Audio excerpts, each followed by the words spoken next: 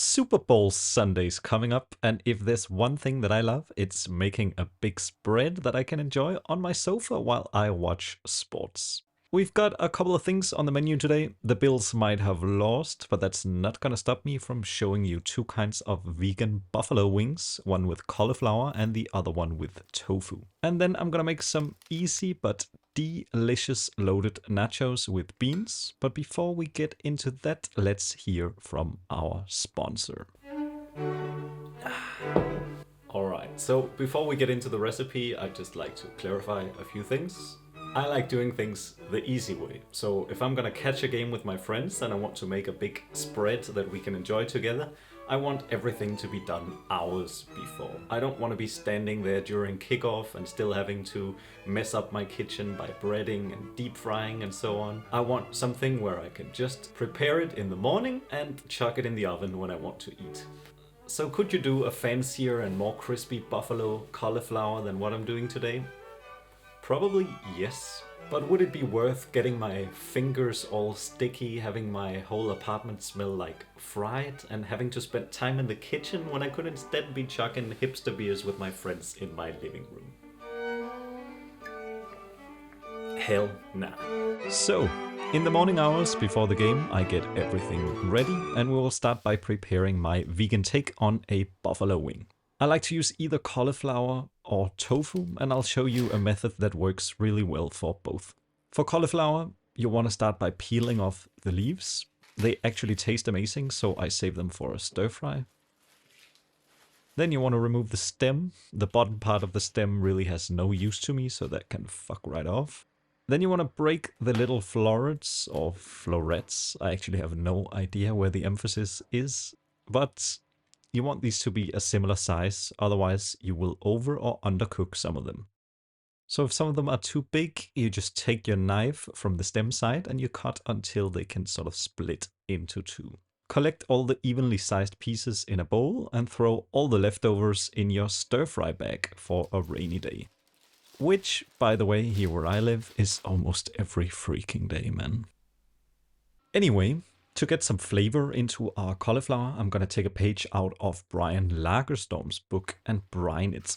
I'm making my brine with a liter of water, 1 deciliter of vinegar, 25 grams of salt, 20 grams of sugar, a few peppercorns, and a bay leaf.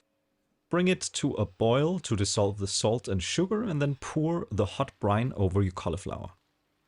It's nice to put something on top to make sure that all the florets are submerged, and then leave it to marinate for an hour. If you are working with tofu, the process is pretty similar. Break it up into some bite-sized chunks. I prefer breaking rather than cutting because we get some more edges and corners that will crisp up nicely. I'm also going to be covering my tofu in the same brine, but you could also just boil it in the brine for 5 minutes if you want to save some time. When tofu goes in boiling water, something quite interesting happens. It changes the texture slightly, making it a bit softer, and also counterintuitively makes it hold less water. This will make it fry a lot better and become more crispy, and finally it's also a way of adding seasoning to the tofu, in this case a slight acidity and saltiness from the brine. While your tofu or cauliflower is brining, you can prepare your buffalo sauce. Mine is not very traditional, as Denmark is a bit of a wasteland when it comes to hot sauces, so I have very limited variety. If you have access to a nice hot sauce that is both a bit sweet and tangy, just use that. But I am going to mix ketchup, barbecue sauce, and then a very spicy hot sauce that I made myself. But honestly, you can't really fuck this up if you get a nice balance of sugar, acidity, and spice. I need about 100 grams of hot sauce, so I'm doing 40 grams of my spicy sauce and 30 grams each of the sweet ones. I then melt 30 grams of vegan butter and add 3 to 4 cloves of chopped garlic in there and toast it till it's nice and soft. Then add your sauce and reduce for a little bit. I like it quite jammy, but if you don't, then don't reduce it or add some more water. Do we need a dipping sauce? I don't think we necessarily do, but it is quite nice to have something to dip your wings into. I'm not a big fan of blue cheese sauce, so I'm going for something a little bit lighter. I really like a mix of vegan yogurt with dill, garlic powder, sugar, salt, pepper, and lemon juice and zest. That makes for a very light dipping sauce with a nice fresh acidity. The cauliflower has now been brining for an hour, and it is still a little bit crispy, but has become a tiny bit softer and has a slightly salty taste with a touch of acidity. Drain it well, and then we can prepare our super crispy coating. Combine 60 grams of oil with smoked paprika, cayenne pepper, and soy sauce, and then add the cauliflower. Give it a little massage, hey, you get back here, until everything is coated. Then I add some potato starch and toss it around. And finally some breadcrumbs and a final toss-in. Your cauliflower should now be covered in a nice starchy layer that will crisp up nicely in the oven. Spread them out on a baking tray, and then they are actually ready to be thrown into the oven whenever you want to eat them. You can do the same thing with tofu, and by the way, make sure that there is a bit of space between the pieces so that they don't stick to each other and they get super crispy. Before we bake our wings, I'm also just gonna prepare some very quick loaded nachos. I'm loading them with some spicy black beans, and for those I'm gonna grab a pepper, some onion, and a lot of garlic. Cut off the ends, squeeze and remove the peel. For the pepper, I like to just push on the stem and then sort of crack it open. That way you really waste nothing. And then I just dice it all up. It's not very important to me how fine it is, so don't spend too much time on it. Pan on, a glug of oil, and then I add the garlic for about 30 seconds. Then the pepper and onion, and I just toss those around with a pinch of salt for a couple of minutes. Then I grab a mixture of smoked paprika, cumin, chipotle chili, oregano, and coriander seed.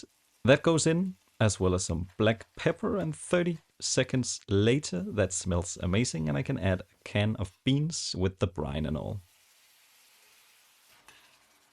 Stir it up and let that simmer for about 5 minutes.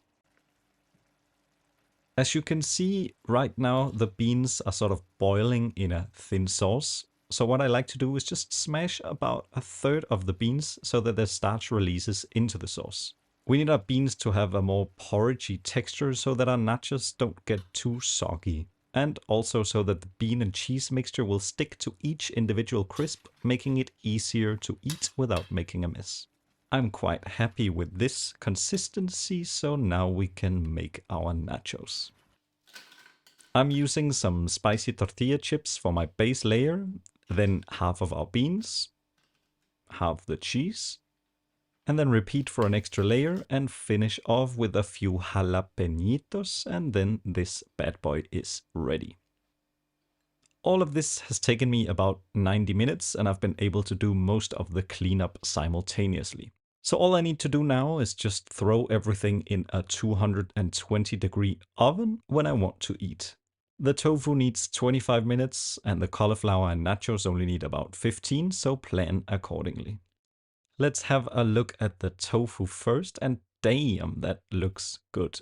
Super crunchy exterior and a chewy center. It is very good on its own, but let's toss it in some of that buffalo sauce. Remember to reheat the sauce, otherwise it will be a little too thick. Add it to a bowl, and oh my goodness, look at that steamy, glossy pile of snacks.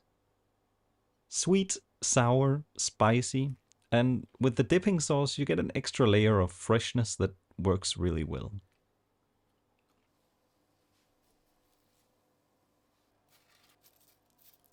Cauliflower is also looking pretty sexy. It's not quite as crispy as the tofu, but to be honest, once it is dredged in that buffalo sauce, it doesn't really matter too much. Let's get it in a serving bowl, and hey, they keep getting away. That'll be one for the chef. Absolutely smashing delicious. They're quite different from the buffalo tofu, much lighter, and then this lovely cabbagey sweetness. I don't really know which I prefer, both are superb.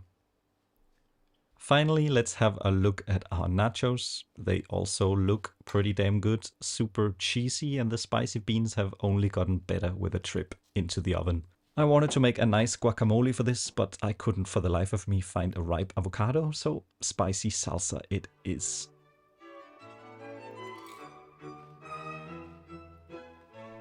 Still awesome though. And to me, that's a pretty good spread. Of course, it requires a little bit of preparation, but it's so nice that you don't really have to do anything once the guests are there and the game is on.